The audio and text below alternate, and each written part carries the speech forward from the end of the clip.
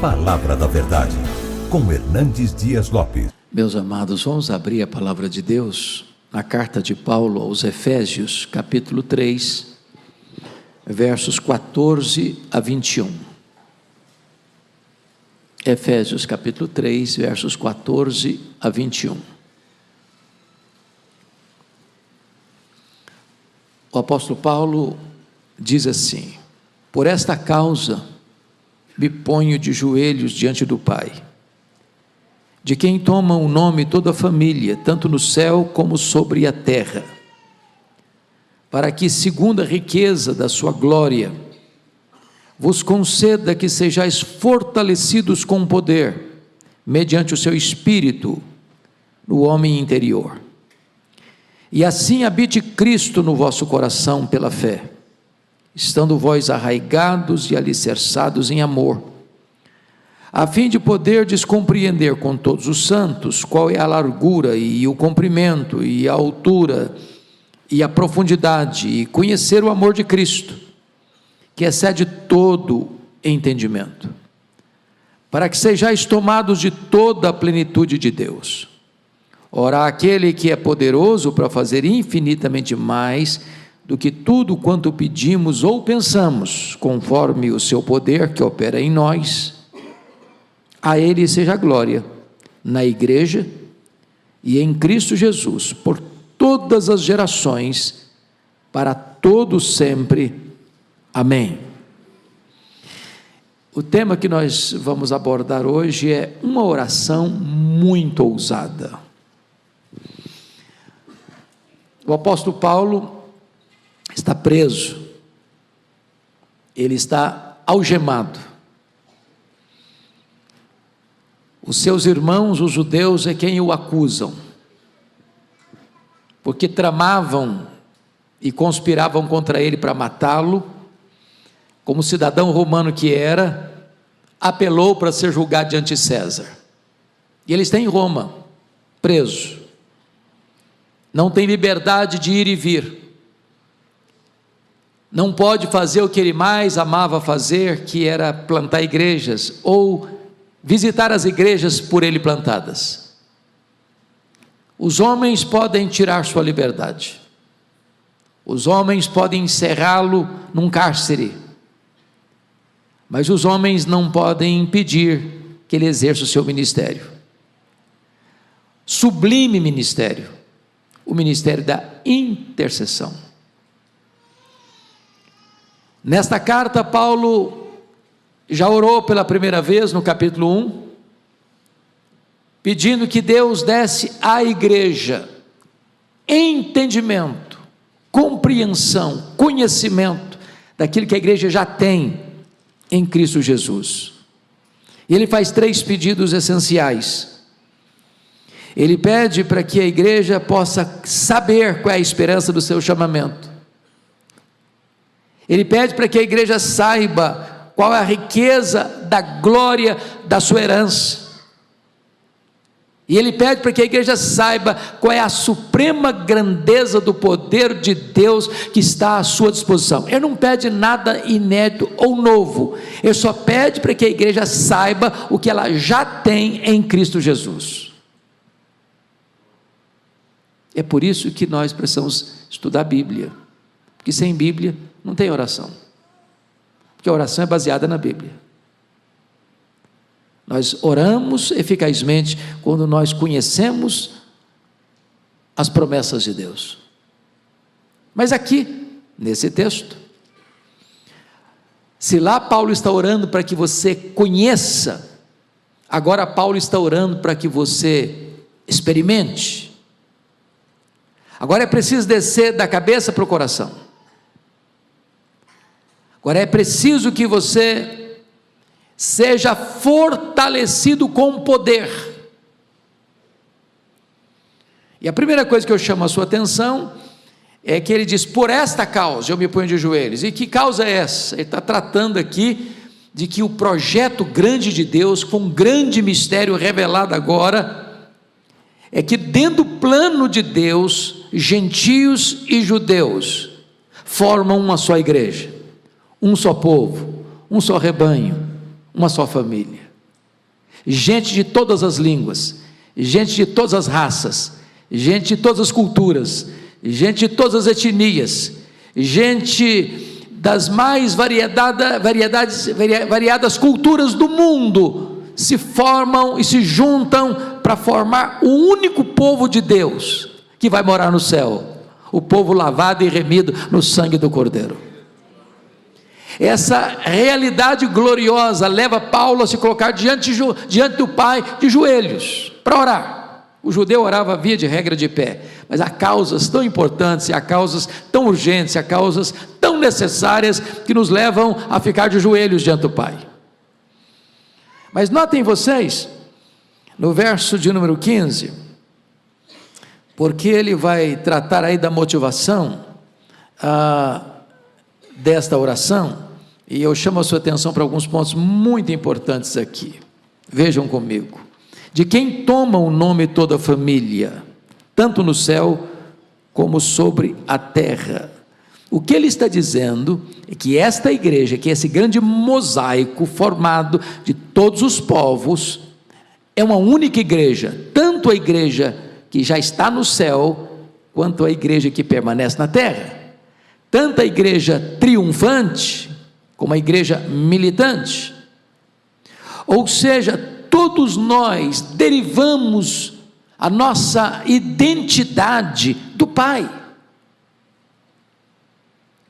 Quando você ora, conforme o pastor leu agora há pouco, você não ora diante como uma mulher viúva ou como um amigo que tem necessidade e chega lá para uma pessoa que está indisposta: não, então já deitei, já lavei meus pés, já não vou sair para te atender, estou indiferente. Ou uma viúva que chega para um juiz que não quer atender e ela fica: não, o seu Deus é seu Pai, Ele ama você, Ele se importa com você, Ele se deleita em ouvir a sua voz, Ele tem prazer em atender a sua necessidade. Você está falando não com um ídolo, você não está falando com o Deus indiferente ou distante, você está falando com aquele que tem você como a menina dos seus próprios olhos. E Paulo prossegue e diz assim: para quê? Para quê? Segundo a riqueza da sua graça. E essa é uma expressão muito forte. Segundo a riqueza da sua glória. Glória não é um atributo. Glória não é uma característica da pessoa de Deus, como é a santidade, a justiça, a misericórdia. A glória é a soma total de todos os atributos de Deus, no seu resplendor máximo, na sua manifestação mais eloquente. A glória de Deus é quem Deus é no seu resplendor. E Paulo ousadamente está pedindo para que Deus, segundo a riqueza, toda a riqueza da sua glória, possa estar atento para responder a esta oração ousada. E veja o que ele vai pedir: que vos conceda que sejais fortalecidos com poder, mediante o seu Espírito no homem interior. Meus amados, se existe algo que você e eu precisamos, é de poder. Porque o Evangelho é o poder de Deus. O reino de Deus que está dentro de nós é poder. Não há cristianismo sem poder. E é por isso que Jesus prometeu à igreja: recebereis poder ao descer sobre o vós do Espírito Santo. E eu preciso desse poder, e você precisa desse poder, e as mães de oração precisam desse poder, e os filhos precisam desse poder, e a igreja precisa desse poder. Mas qual é a fonte desse poder? Não é um poder político, não é um poder eclesiástico, não é um poder de influência humana, não é um poder manipulado pelos homens, não é um poder que emana da terra. Este poder vem pelo Espírito Santo. É isso que Paulo está nos informando aqui: mediante o seu Espírito no homem interior. Ou seja, não é uma coisa assim espalhafatosa, Tem muita gente que pensa que poder de Deus é plantar bananeira, é fazer piruleta, é fazer esquisitice. Não, não, não. O poder do Espírito Santo, ele está lá no seu interior. É uma mudança íntima, é uma mudança de caráter, é uma mudança de comportamento, é uma mudança de palavras, é uma mudança de ações, é uma mudança de reações, é uma mudança de gestos, é uma mudança de motivação, é uma mudança que opera dentro do seu ser e que pode ser notada e percebida e visto por todos, em todo lugar. Louvado seja Deus. Mas, amados irmãos, como é que você pode mensurar esse poder? Como é que você pode diagnosticar esse poder? Como é que você pode saber que você está cheio desse poder? O apóstolo Paulo explica: e assim habite Cristo no vosso coração pela fé. Ou seja, uma pessoa cheia do Espírito Santo, ou cheia do poder, é uma pessoa que vive uma vida cristocêntrica. O papel do Espírito Santo, conforme diz o teólogo J.I. Packer, o ministério do Espírito Santo é o ministério do holofote. Ele aponta para Jesus, ele exalta Jesus, ele glorifica Jesus. E você sabe se você é uma pessoa cheia do Espírito Santo, é se Jesus comanda a sua vida, se ele dirige a sua vida. E Paulo usa aqui uma figura: e assim habite Cristo no vosso coração. Havia duas palavras no grego para habitar, a palavra katoikel e a palavra paroikel. São duas palavras que na língua portuguesa é uma palavra só, mas significados diferentes. A primeira palavra, a palavra katoikel, é morar ou habitar de um turista, de um viajante, que chega num hotel, hospeda-se ali por uma noite, 2 noites, uma semana, mas ele não mora ali. Ali não é a residência dele, não é a casa dele, ali não é o endereço dele. Ele chegou ali, mas vai embora dali. Ele não é o dono da casa, ele não tem poder de mexer nada naquele quarto, naquele apartamento. Ele está usufruindo e pagando por isso por um tempo. É o residente de passagem. A palavra que aparece aqui não é esta. A palavra que aparece aqui é a palavra paroikel, e paroikel é a palavra habitar do habitante permanente. Quando você mora na casa, quando você é o dono da casa, quando você tem todas as chaves da casa, quando você volta para essa casa e habita nessa casa, porque é a sua casa. A ideia aqui, meus amados irmãos, é que quando você está cheio do Espírito Santo, Jesus é o dono da sua vida. A casa é você, é o seu corpo, a habitação de Deus. E pela fé, Jesus precisa ser o habitante permanente no seu coração. Isso significa que você entrega para ele todas as chaves da casa, que você não tem cômodos nessa casa, trancados a 7 chaves, guardando aí alguma coisa que não seja digna de ser vista por ele, permitida por ele, que não tem áreas da sua vida que estejam fora do controle do senhorio de Jesus Cristo. É isso que é ser cheio do Espírito Santo, é quando você entrega todas as chaves do seu coração e da sua vida. É o Senhor que manda agora, é o Senhor que controla agora, é o Senhor que determina as regras agora. Eu estarei debaixo do senhorio e da submissão à tua autoridade, Senhor Jesus. Mas essa palavra tinha um outro contexto. Essa palavra na língua original significa não apenas que você é o morador permanente, mas quem mora tem prazer em morar nesta casa. Você conhece família que as pessoas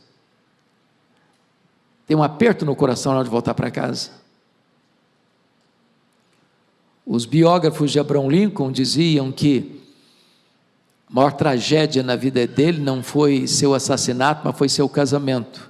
A dona Mary Todd Lincoln criava muita confusão com ele, jogava café quente na cara dele, brigava com ele perto das visitas que chegavam, e ele tinha um hábito de gostar de reuniões até as altas horas da madrugada.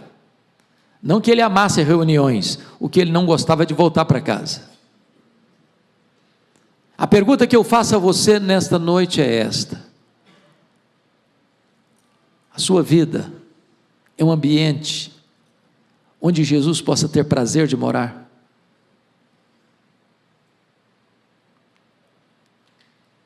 É agradável para Ele morar? Você diz para o Senhor: Senhor é bem-vindo aqui, o Senhor é o dono, o Senhor é o amigo, o Senhor é o conselheiro, o Senhor é o Senhor da minha vida, então eu quero que o Senhor viva aqui da maneira mais plena e feliz. É isso que acontece no seu coração, na sua vida? É isso que esse texto está dizendo. Agora, você ainda pode levantar outra questão: como é que eu sei que Cristo habita no meu coração? Primeiro, que se eu estou cheio do Espírito Santo, significa que eu tenho uma vida cristocêntrica. Mas como é que eu sei que eu tenho uma vida cristocêntrica? Como é que eu posso medir isso? Como é que eu posso mensurar isso? Quais são as evidências de que Jesus tem as chaves da minha vida nas suas mãos? Quais são os efeitos disso, de forma prática? Paulo responde, ele diz assim: estando vós arraigados e alicerçados em amor.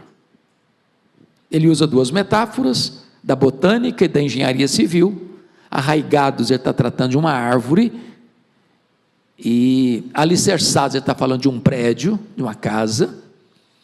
E para que uma árvore possa crescer com estabilidade, ela precisa ter raízes profundas. Para um prédio manter-se de pé diante das tempestades e borrascas, ele precisa ter um sólido fundamento. O que Paulo está dizendo é que se Jesus tem as chaves do seu coração, você vai provar isso e evidenciar isso quando você ama a Deus e ao seu irmão. Isso não é discurso, isso é prática. Até porque o amor, diz a Bíblia, que é a síntese da lei. Se você pega as duas tábuas da lei, a primeira tábua na relação com Deus, a segunda tábua na relação com o próximo, Jesus resume tudo isso no grande mandamento: amarás, pois, o Senhor teu Deus de todo o teu coração, de toda a tua alma, de toda a tua força, de todo o teu entendimento, e amarás o teu próximo como a ti mesmo. Nisso resume-se a lei. Ainda mais, o Senhor Jesus Cristo deixou claro que você prova que você é um discípulo dele, não é o quanto de conhecimento você tem na sua mente, não é o quanto de doutrina, por mais bonita e bíblica e sólida que seja, você prova que você é um discípulo dele, quando você ama o seu irmão, como ele, Jesus, amou você. Nisso conhecerão todos que sois meus discípulos, se tiverdes amor uns pelos outros. Como é que você pode saber que Jesus está mandando na sua vida? É se você ama, porque Deus é amor, e aquele que diz que ama a Deus e não ama o seu irmão, está mentindo. Como é que você pode amar a Deus a quem você não vê, se você não ama o seu irmão a quem você vê? Aplicando isso, irmãos, para o ministério de oração das mães, tem horas que os filhos precisam enxergar, não apenas um bom discurso, uma boa hora oportuna para uma boa exortação, mas enxergar um derramamento de amor na direção deles. Porque o amor é irresistível. Quando você ama, você intercede. Não há intercessão sem amor. É por isso que Jesus diz o seguinte, que se você nutrir mágoa no seu coração, está lá em Marcos 11, 25, se você tiver mágoa no seu coração, ranço no seu coração, amargura no seu coração, suas orações são interrompidas, não adianta você orar. Então ame seus filhos, automaticamente você vai orar por eles. Sabe por quê? Porque o poder do Espírito Santo está aí, porque Jesus está comandando aí, e a evidência da plenitude do Espírito Santo, e a evidência da vida cristocêntrica, é a prática do amor. Mas prosseguindo, ele passa agora do amor que devemos ter uns pelos outros, fazendo uma transição do amor que Jesus tem por nós, no versículo de número 18, a fim de poderdes compreender com todos os santos, e aqui Paulo anula o isolacionismo. Aqui Paulo diz que é impossível você ser um crente sem pertencimento.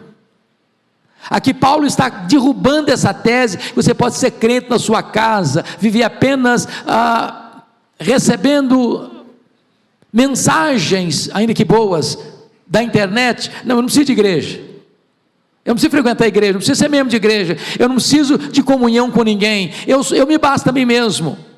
Não, você só vai compreender o amor de Cristo quando você está junto com a família de Deus, reunido com o povo de Deus, participando do rebanho de Deus. E ele diz mais: a fim de poderes compreender com todos os santos qual é a largura e o comprimento e a altura e a profundidade. E ele está falando aqui das dimensões deste amor. Quais são essas dimensões? A largura, que abrange todos os povos, todas as raças, todas as línguas, todas as nações, todas as etnias. Segundo, qual é o comprimento? Desde o início da história até o último segundo, quando a trombeta de Deus há de soar, e o Filho do Homem vai aparecer em majestade e glória. Qual é a altura? É para onde este evangelho nos leva, para as alturas excelsas da comunhão com Deus e depois da glória celestial. Qual é a profundidade? É que esse amor alcança o pecador mais arruinado pelas mazelas do pecado, aquele que já foi enjeitado pela família, pela sociedade, pela justiça, por todos. Ali ainda o amor de Deus está presente. Louvado seja o Senhor. Nós precisamos conhecer esse amor de Deus, que este amor é abundante, que este amor é imerecido e este amor é provado. Mas notem ainda, irmãos, a declaração que ele vai fazer, depois que trata das 4 dimensões, ele vai usar a expressão no verso 19 assim: e conhecer o amor de Cristo, que excede todo o entendimento. Para pensar só um pouquinho. Diz a Bíblia que ele, sendo Deus, não julgou como usurpação o ser igual a Deus. Antes a si mesmo se esvaziou. Ele não foi esvaziado, ele se esvaziou, assumindo a forma de servo, humilhando-se até a morte, e morte de cruz. Você já imaginou o que é o Rei da Glória se fazer servo? Você já imaginou aquele que é Deus vestir pele humana? Você já imaginou aquele que sempre e eternamente foi bendito pelo Pai, adorado pelos anjos, agora vira o mundo para ser cuspido pelos homens? Você já imaginou aquele que é santo, santo, santo, se fazer pecado por amor a você e morrer pelos seus pecados? Você já imaginou o que é aquele que é bendito eternamente ser feito maldição por amor a você, bebendo sozinho o cálice amargo da ira de Deus, que você e eu devíamos beber, por amor? Quem pregou Jesus naquela cruz não foram os pregos, foi o seu amor por você. Ele não escreveu em letras de fogo nas nuvens: eu te amo. Ele esculpiu naquela cruz: eu te amo. O apóstolo Paulo diz que talvez por um justo alguém se anime a morrer, muito difícil, mas Deus prova o seu próprio amor para conosco, pelo fato de ter Cristo morrido por nós, sendo nós ainda pecadores. É incompreensível. Então, por favor, jamais deixe que o seu coração seja tomado de complexo de inferioridade, de autoestima achatada, porque se Jesus te ama, e Ele ama com amor eterno, com amor sacrificial, com amor santificador, então você não tem razão nenhuma para ter qualquer sentimento de inferioridade no seu coração. Mas aqui chegamos, para mim, ao pedido mais ousado que alguém poderia fazer numa oração. E Paulo ora assim: para que sejais tomados de toda a plenitude de Deus. Ô meus irmãos, isso aqui está para além da nossa imaginação. Então me permita fazer algumas perguntas para responder essa questão aqui. Quem é Deus? Quando você vai estudar um pouquinho as Escrituras ou teologia, você vai notar que nós temos atributos de Deus que são incomunicáveis e temos atributos de Deus que são comunicáveis. O que é isso? Os chamados atributos incomunicáveis de Deus são aqueles que só Deus os tem. Anjos e homens não os possuem. São atributos exclusivos de Deus, que não são compartilhados com as suas criaturas. Quais são esses atributos? Deus é autoexistente, Deus é infinito, Deus é imenso, Deus é eterno, Deus é imutável, Deus é onipotente, Deus é onipresente, Deus é onisciente, Deus é transcendente. Deus é maior do que tudo quanto Ele criou. Outra pergunta: mas qual é o tamanho daquilo que Ele criou? Ninguém sabe, precisamente ninguém sabe. O que se sabe é que o universo tem mais de 93 bilhões de anos-luz de diâmetro. Isso significa que se você voasse a velocidade da luz, 300 mil quilômetros por segundo, você demoraria mais de 93 bilhões de anos para ir de uma extremidade à outra do universo. E o seu Deus é transcendente. Sabe o que significa isso? Ele é maior do que tudo isso. Agora, Paulo está orando para que você e eu, frágeis vasos de barro, sejamos tomados não de Deus, não da plenitude de Deus, mas sejamos tomados de toda a plenitude de Deus. Tem horas que eu fico imaginando, pastor Ival, que o nosso problema, um dos nossos problemas, é que nós às vezes achamos que tudo que Deus tem para nós é aquilo que nós conhecemos e experimentamos. Como o nosso padrão é pequenininho demais, nós não temos expectativa. Deus tem mais. Deus tem muito mais. Deus tem infinitamente mais para você e para mim. Porque alguém poderia dizer: ô Paulo, você devia estar delirando ao fazer esse pedido.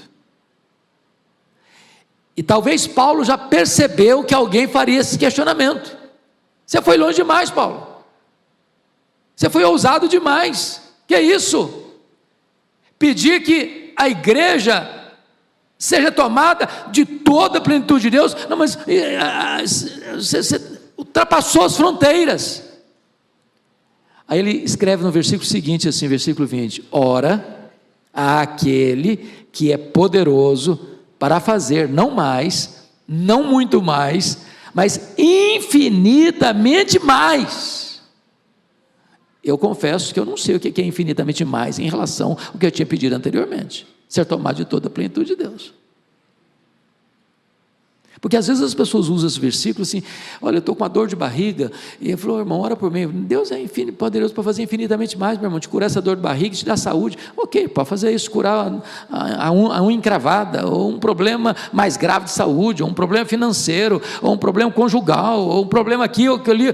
Não, Paulo está falando isso, ele é poderoso para fazer infinitamente mais, depois de ter feito o pedido mais ousado, registrado em toda a Bíblia. Então não ponha limites em Deus. Então tudo quanto Deus quer, tudo quanto Deus pode fazer em resposta às orações. Eu não sei qual é a causa que você trouxe aqui hoje, eu não sei qual é a causa que aflige a sua alma, eu não sei qual é a causa que você tem urgência em ver resposta, pois Deus é poderoso para fazer infinitamente mais, conforme o seu poder que opera em nós. Como é que Paulo termina essa oração? Não podia ser de outra maneira a não ser com a doxologia: a Ele seja a glória. Aonde? Na igreja. Em segundo lugar, em Cristo Jesus. A glória de Deus no corpo e na cabeça, no povo remido e no Redentor. Quando que a glória de Deus deve ser dada pela igreja e Cristo? Por todas as orações durante a história, para todo sempre, eternidade. Não há nenhum espaço geográfico, não há nenhum tempo na história onde a glória de Deus não deva permear tudo. Tudo. Ele é o começo, Ele é o meio, Ele é o fim, porque dele, por meio dele e para ele são todas as coisas. A Ele pois glória pelos séculos dos séculos. Que Deus nos ajude, irmãos, a conhecer a palavra, e em conhecendo a palavra, Deus vai reavivar a nossa vida de oração. Conhecendo as promessas de Deus, nós teremos condições de orar com mais fervor e com mais eficácia. Que o Senhor nos abençoe. Amém.